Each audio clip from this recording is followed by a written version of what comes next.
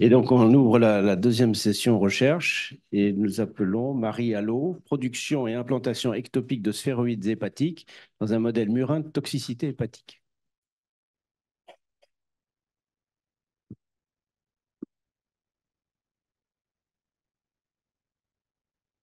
Bonjour à tous.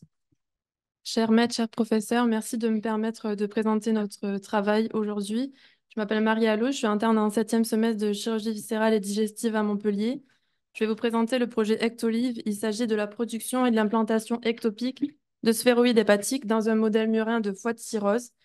Projet qui s'est déroulé dans le cadre de mon Master 2 et qui se poursuit actuellement dans le cadre de ma thèse de sciences au sein du laboratoire INSERM U1183 à l'IRMB à Montpellier, dans une équipe qui a l'expertise dans l'isolement des hépatocytes humains primaires et dans le domaine de la régénération hépatique. Comme vous le savez, l'insuffisance hépatocellulaire au stade terminal et les CHC sur des foies de cirrhose non compensées possèdent un unique traitement qui est la transplantation hépatique d'organes. Malheureusement, se pose le problème d'une pénurie de greffons. Il faut donc trouver une alternative à cette transplantation hépatique d'organes. La transplantation d'hépatocytes isolés, elle est étudiée depuis de nombreuses années, mais elle présente des limites, et notamment la perte massive et précoce des cellules après infusion dans la veine porte. L'alternative actuelle se porte donc plutôt sur les organoïdes, qui sont, comme on l'a dit, des structures tridimensionnelles qui s'auto-organisent en 3D et qui reproduisent in vitro la microanatomie d'un organe. Les objectifs étaient la production de sphéroïdes d'hépatocytes fonctionnels et vascularisables et l'implantation dans un modèle préclinique de cirrhose. Pour ce faire, des travaux préliminaires de mise au point ont été nécessaires concernant deux modèles, le modèle de cirrhose et le modèle d'implantation de sphéroïdes chez l'animal. Pour le modèle de cirrhose, nous avons utilisé le thioacétamide à la dose de 300 mg par litre par voie orale, ce qui est peu fréquemment réalisé. Nous avons pesé les souris 2 fois par semaine, réalisé des prélèvements biologiques à J2, 3 et 5 semaines, des prélèvements biologiques et histologiques après sacrifice à 8, 11 et 14 semaines. Par la suite, réalisé un test de réversibilité avec dosage sanguin hebdomadaire et analyse histologique définitive à 17 semaines. Au niveau clinique, nous avons constaté une perte de poids significativement plus importante chez les souris malades que vous pouvez voir en rouge. Au niveau biologique, une élévation plus importante des transaminases chez les souris malades. Également une élévation plus importante de la bilirubine qui n'était pas significative à tous les temps du fait d'un faible effectif. Au niveau histologique, nous avons obtenu 100% de cirrhose à 14 semaines, comme vous pouvez le voir sur cette photographie et sur cette coupe histologique, avec des nodules de régénération entourés de fibrose. Voici une coupe d'une souris contrôle. Se pose le problème d'une hétérogénéité d'obtention de la cirrhose avant les 14 premières semaines. Nous avons donc créé un score prédictif d'obtention d'une cirrhose chez la souris que vous pouvez voir dans l'encadré en violet, basé sur les données des 5 premières semaines, notamment des données pondérales et biologiques. Ce score était vérifié par l'aspect macroscopique du foie à 8 et à 11 semaines que vous pouvez voir dans l'encadré en vert, allant de 1 étoile pour un foie sain à 4 étoiles un foie multinodulaire. Vous pouvez voir que les scores les plus importants correspondent à 4 étoiles. Et par exemple, cette souris qui avait un score faible avait 2 étoiles. Ce score, il nous semblait intéressant car le modèle cirrhotique est hétérogène. Aucun score prédictif existant pour l'instant. Il reste à vérifier, mais il permettrait un suivi donc non invasif de l'obtention de la cirrhose et pourrait être utilisé dans des cas de recherche, notamment lorsqu'on a besoin d'utiliser des modèles cirrhotiques et permettrait de réduire le nombre d'animaux nécessaires dans le cadre de la règle des 3 R. Je vais maintenant vous parler de la mise au point de l'implantation. L'implant, c'est quoi? Donc, ce sont des sphéroïdes qui contiennent des hépatocytes humains primaires, des ADMSC qui sont des cellules mésenchymateuses issues de tissus adipeux pour favoriser l'agrégation du sphéroïde, des cellules endothéliales issues de cordon ombilical ou UVEC, et également des ADMSC pour favoriser le maintien des tubes vasculaires. Ces cellules, elles s'organisent en 3D dans un gel de fibrine. Voici deux exemples. Donc, à gauche, vous avez une coculture à 2 jours de sa réalisation et à droite, à 5 jours. Donc, on voit qu'à droite, les tubes vasculaires, ils sont plus longs, plus ramifiés et possèdent une lumière plus importante. Cet implant, il a été mis au point par Sabrina Saidi, ingénieure d'études. La greffe prévue était une greffe ectopique dans l'épiplomb qui a l'avantage d'être bien vascularisé. Chez des souris nude qui sont largement utilisées pour la xénogreffe, dans le but d'obtenir un implant rapidement vascularisé et fonctionnel au long terme, avec deux types d'implants testés: prévascularisé in vitro, c'est-à-dire implantation à J5 de la réalisation de la coculture, ou bien favorisant l'angiogénèse in situ, c'est-à-dire réalisation de la coculture et implantation dans les suites. Nous avons mis au point la technique d'implantation avec plusieurs techniques testées, notamment l'encollage biologique que je ne détaillerai pas ici par souci de temps, et la technique de la plaque de polypropylène ou donuts. On découpe une plaque de polypropylène sous forme de donuts, on coule un gel de fibrine au fond, on dépose l'implant, on recoule un gel de fibrine, on dépose sur l'épiplante de l'animal et on stabilise par des points de prolène. Ici, c'était des souris bulbous nude, comme on était au début du projet, nous n'avions pas encore l'autorisation pour les souris nude. Nous avons dû choisir une technique sur les critères de l'imagerie post-prélèvement et le taux d'albumine humaine chez la souris. Comme vous pouvez le voir en bleu, la technique de la plaque permettait d'obtenir un taux d'albumine humaine plus important. Nous avons donc décidé de poursuivre avec celle-ci. Le suivi de la greffe, il se fera sur le suivi de la fonctionnalité avec dosage de l'albumine humaine chez la souris, l'imagerie post-explantation, mais surtout l'imagerie intravitale avec injection de dextran qui permet de visualiser la circulation sanguine-murine de façon dynamique, et de lectine spécifique de l'endothélium humain ou murin qui permettrait de visualiser une éventuelle connexion entre les deux systèmes vasculaires.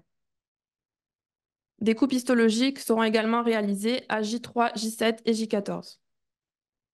Voici le dispositif utilisé pour l'imagerie. Donc, vous avez le microscope, la souris qui est anesthésiée. Ici, c'est l'implant qu'on a suspendu pour le stabiliser et une trachéotomie réalisée pour pouvoir stabiliser les mouvements respiratoires qui sont gênants pour l'acquisition des images. Concernant la fonctionnalité, nous avons retrouvé de l'albumine humaine chez toutes les souris et à tous les temps. Concernant l'imagerie, voici un exemple d'imagerie intravitale ou imagerie in vivo d'un implant non prévascularisé à J3 d'implantation. Vous voyez donc sur cette image les sphéroïdes donc, sous forme de rond. Ce que vous voyez en blanc, ce sont des UVEC qui sont normalement GFP, mais en imagerie intravitale, donc ils apparaissent en blanc. On voit qu'ils ont formé des tubes vasculaires in vivo chez la souris. Au milieu, donc c'est une fluorescence, c'est un rhodamine. Donc ce que vous voyez en blanc, ce sont les vaisseaux de la souris après injection de dextran. On voit qu'ils se situent entre les sphéroïdes et autour des sphéroïdes. Et à droite, c'est une image de fusion avec les UVEC en vert et les vaisseaux murins en rouge, qui sont à proximité les uns des autres. Pour aller plus loin, on a donc injecté cette lectine spécifique de l'endothélium humain chez la souris et on a pu obtenir ce type d'image à J14 avec ce qui semble être une formation vasculaire néoformée d'origine humaine chez la souris qui s'est connectée avec le système vasculaire de la souris. Nous avons réalisé des coupes histologiques. Voici une coloration HES. Vous pouvez voir ici le pancréas, au-dessus l'épiplan contenant les sphéroïdes implantés. Pour confirmer qu'il s'agissait bien des sphéroïdes implantés, nous avons réalisé une immunohistochimie avec un anticorps anti-pancytokératine pour mettre en évidence les UVEC, un anticorps anti-GFP et anti-vimentine humaine pour mettre en évidence les UVEC et les cellules mésenchymateuses. Cette image, je la trouvais intéressante. C'est une immunohistochimie donc anti-GFP. On peut voir ici un tube vasculaire UVEC avec ce qui semble être à l'intérieur des globules rouges de la souris qui suggère à nouveau la connexion entre les deux systèmes vasculaires. Nous avons implanté deux types d'implants, un implant favorisant l'angiogénèse in situ et un implant prévascularisé. Concernant l'imagerie, nous avons retrouvé des tubes vasculaires dans les deux types d'implants. En revanche, l'implant prévascularisé permet d'obtenir un taux d'albumine humaine significativement plus important chez la souris à J3 et à J7, pas à J14, mais probablement du fait d'un faible effectif. Nous avons donc décidé de poursuivre les étapes de mise au point avec un implant prévascularisé. Comme vous avez pu le constater, le taux d'albumine humaine décroît au cours du temps. Nous envisageons donc de stabiliser les gels de fibrine avec ajout d'aprotinine qui est un agent antifibrinolytique et également immunomodulateur, de favoriser la survie des hépatocytes avec ajout de ROCK inhibitor et de favoriser la conservation des capacités de prolifération des hépatocytes en implantant des sphéroïdes plus immatures, c'est-à-dire à 2 jours de leur formation. Les chirurgies ont été réalisées, nous attendons les résultats histologiques, biologiques et d'imagerie définitive pour pouvoir conclure. Bien sûr, la perspective principale est l'implantation de sphéroïdes d'hépatocytes dans un modèle murin de cirrhose pour étudier le comportement de l'implant chez une souris malade. et étudier l'effet que pourrait avoir cet implant sur la maladie cirrhotique. En conclusion, nous avons mis au point un modèle de cirrhose chez la souris nude par administration de thioacétamide par voie orale. Nous avons créé un score prédictif d'obtention d'une cirrhose chez la souris.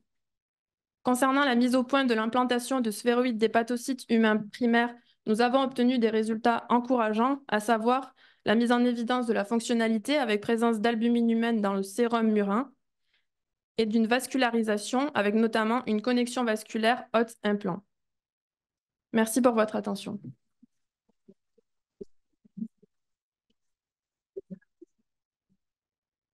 Bien. Bravo pour ce très beau travail expérimental, très bien organisé, étape par étape.